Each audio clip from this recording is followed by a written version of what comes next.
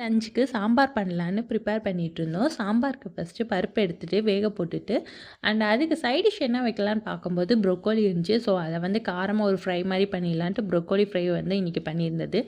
ப்ரொக்கோலியில் நேச்சுரலாகவே அவ்வளோ பெனிஃபிட்ஸ் இருக்குது. அது கண்களை ரொம்ப பாதுகாக்கும் குடலை சுத்தப்படுத்தும்.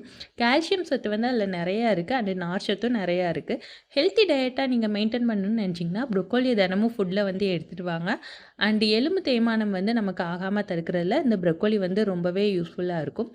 இந்த அளவுக்கு ப்ரொக்கோலி கிடைக்கும்போது அதை வாங்கி யூஸ் பண்ணுங்கள். அதில் ஹெல்த் பெனிஃபிட்ஸ் நிறையாவே இருக்குது. ப்ரொக்கோலி ஃப்ரைக்கு லைட்டாக ஒரு டம்ளர் தண்ணி ஊற்றி அதை வேக வச்சிட்டோம்.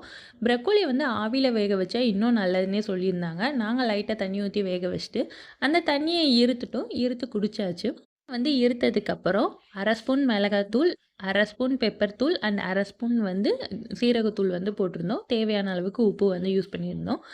கொஞ்சம் காரமாக வேணும்னு சொல்லியிருந்தீங்கன்னா மிளகாத்தூள் இல்லை பெப்பர் தூள் கொஞ்சம் காரமாக போட்டுக்கலாம்.